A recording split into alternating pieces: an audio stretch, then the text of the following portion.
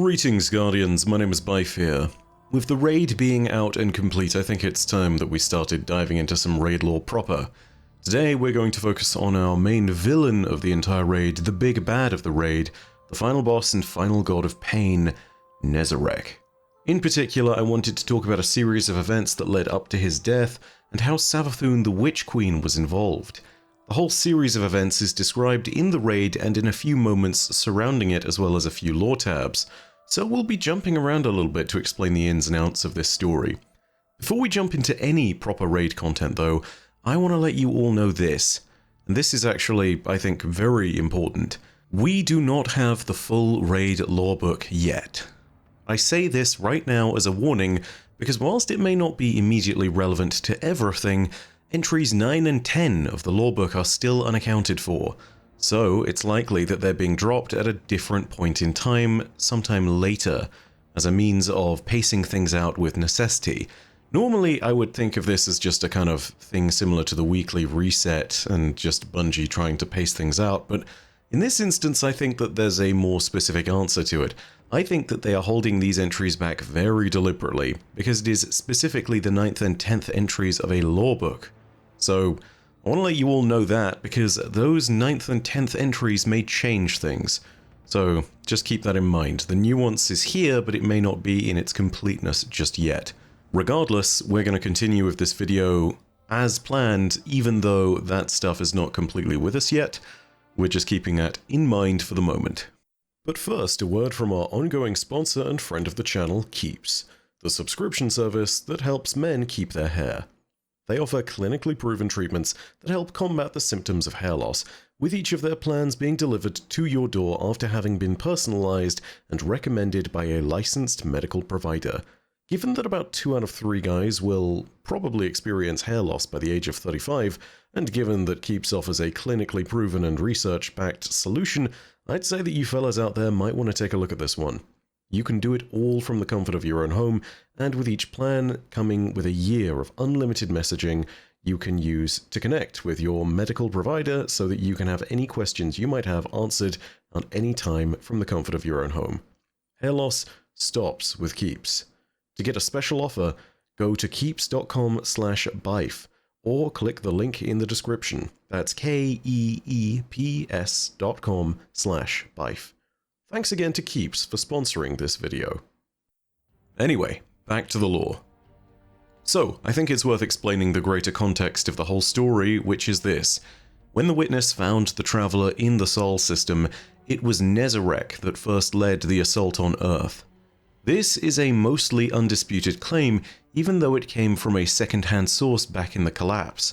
We first heard about this during the Season of the Plunder, where we were recovering Nezarec's antiquated relics. Take a listen to what Ido had to tell us on this moment. What we know from second-hand accounts is that Nezarec led the Witness's first assault on Earth, or as humans call it, the Collapse. So this is our first major introduction to the Disciple in a combat perspective, but it really doesn't explain how he died. What does explain his death is the conditional finality exotic raid shotgun. It's got a lore tab that explains this whole moment from the perspective of Nezarec himself, but he also had a few words on it that describe the moment within the raid. First of all, let's hear what Nezarec had to say, and then we'll read conditional finality. This is the words of Nezarec in the raid.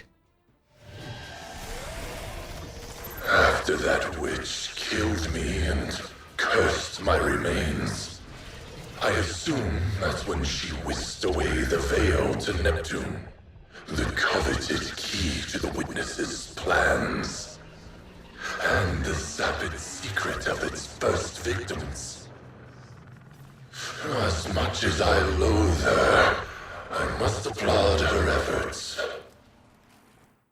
Now let's read the conditional finality lore tab, which is from Nezarec's own perspective as the act of his demise is taking place.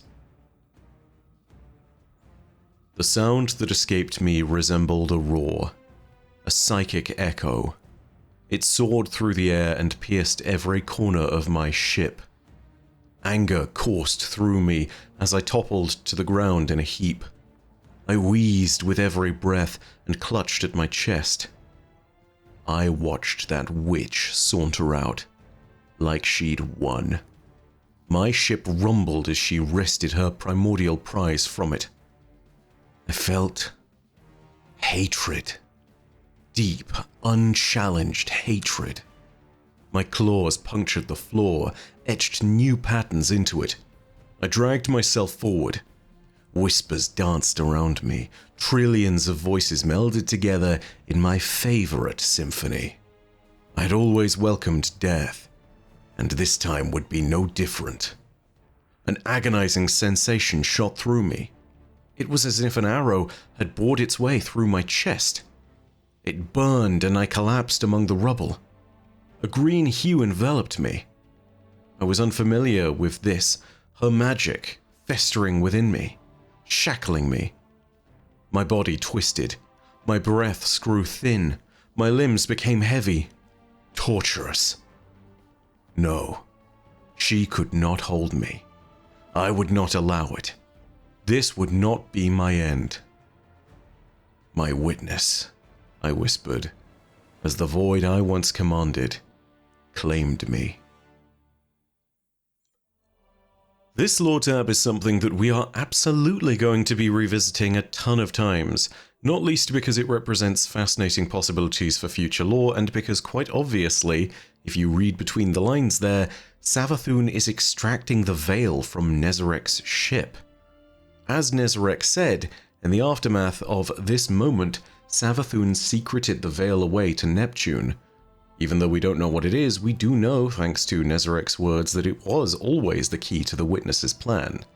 That moment is expanded on in the Worms and Queens quest, in which we acquire Parasite.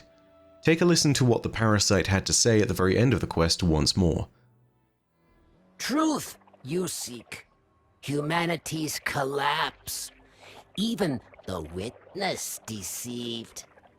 The Witch Queen did its bidding, earned its trust, rode alongside to apocalypse, watched many burn, but the Witness turned a violent gaze to Traveler. Witch Queen projected lies, clever deceptions wrapped in shadow. Tides turned, Witness sent away, back amongst the stars. Are you saying Savathûn deceived the Witness? Is she the reason humanity survived? Not the reason, a reason. Not for humanity, but for Traveler. It's clear from here on out that the body of Nezarek was laid to rest within the pyramid on Luna that he had once commanded. The body itself was cursed by Savathûn, but even if it hadn't been, it would still have held some remaining sway of power. It's important to know that even in death, Nezarek is not truly gone. His psychic power is still something that we don't fully comprehend. Scions stated in their old religion that upon death they would join the ancestral chorus that awaited them, and therefore they would live on. It may well be the case that Nezarek, even after having been killed a second time, still lives on. Even with his death being clear and little remaining but for his body, there would be others who would make further use of him, the Eliksni.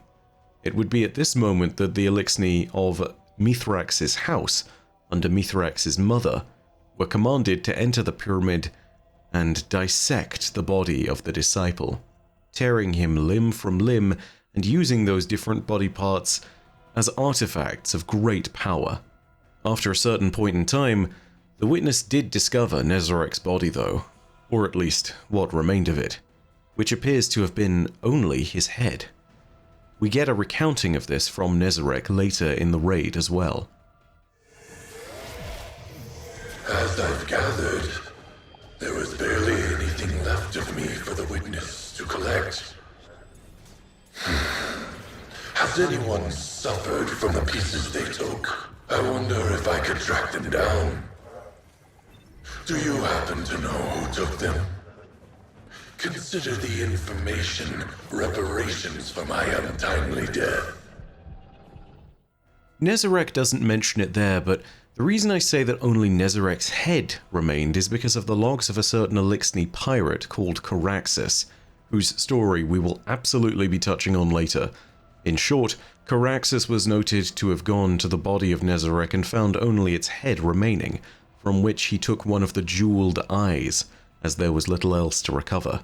Again, Caraxes' story is excellent and it's part of the whole Acolytes of Nezarec story, so we will talk about that later, but for the moment that's the bit of context that you needed to know.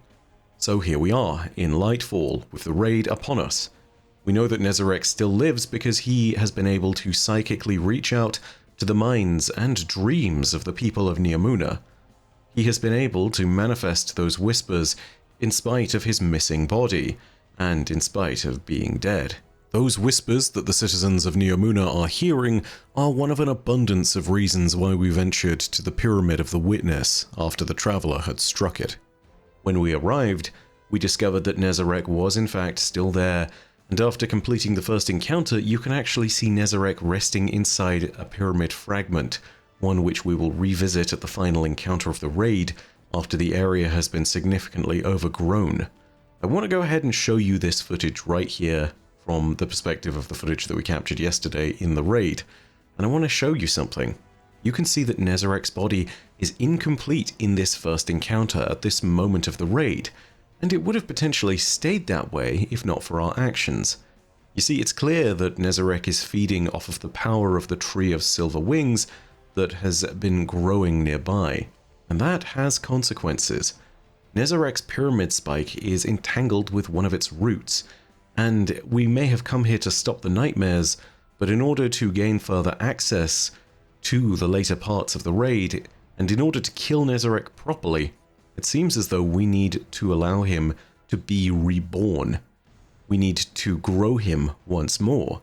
And so, this is where we find a place, after each encounter, within the roots of the Tree of Silver Wings, that allows us to strangely coalesce both light and dark in order to grow the tree.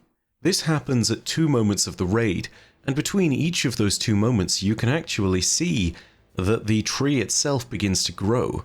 The movement from encounter 2 to 3 is actually particularly important because it's the first time that we do this, and it's at that moment that Nezarec's pyramid spike starts to emit a heartbeat, something that creates a resonant wave of overwhelming energy.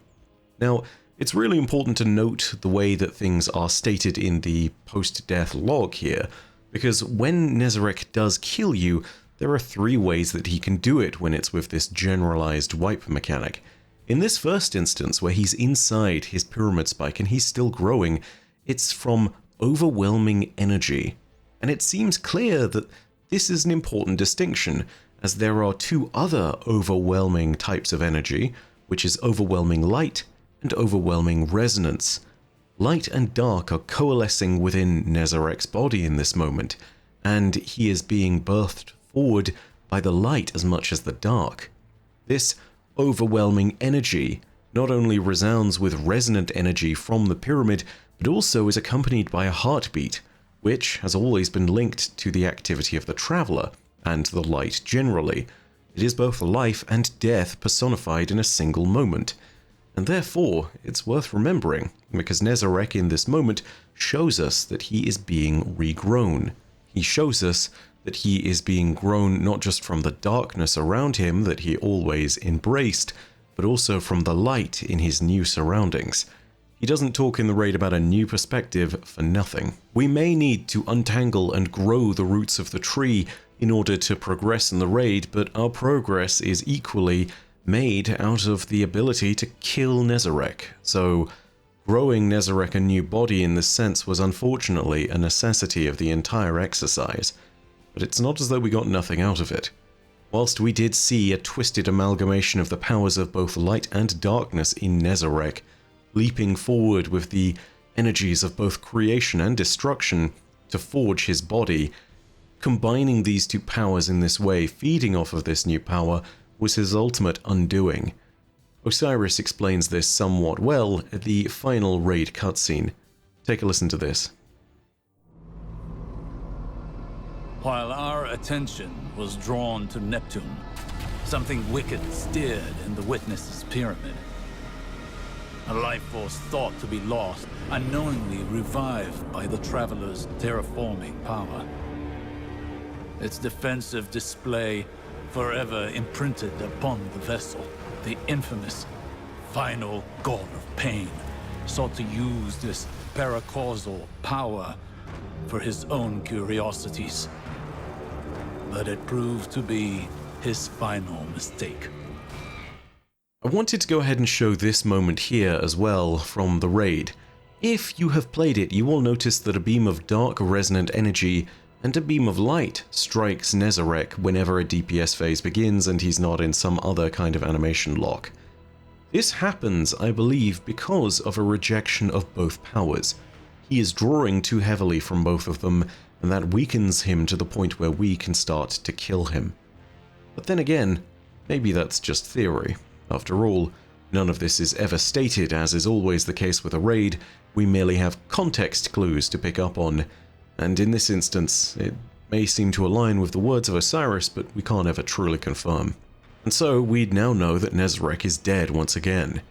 This may have been the story of his life thus far, but it's also something that is clouded in mystery. We still don't know how Nezarec became a disciple. There is scant little lore on that moment. But more importantly than this, I think we can take one thing away from this, which is simply that Nezarec is not truly dead. Even his final words at the end of the raid tell us something more. They tell us that he will be there in our calmest moments and in our deepest dreams. He is still alive. I believe that his psychic presence will live on, and that in spite of this villain's death and his inability to haunt the dreams of the people of Neomuna, that he is still somewhere out there, in the depths of the cosmos. But there are more questions to do with the raid. What are the tombs of Nezarec? How do we know about him from before the Golden Age? How long has he haunted the nightmares of beings across the universe? These and more questions are what we will be jumping into very soon. There is a lot of raid lore, and in particular the raid lore book has some wild things. It pertains less to Nezarec and more to the Witness, it seems. We'll be jumping into that very soon. But in the meantime, if you enjoyed this video, go ahead and leave a like, and let me know what you think in the comments section down below. Of course, in addition, if you want more Destiny lore content, go ahead and hit subscribe, and the bell next to subscribe to turn on those email notifications. But as per usual, know that your viewership as always is quite enough for me. And that in the meantime, my name is Bife. Rodacia ad Astra. I'll see you, Starside.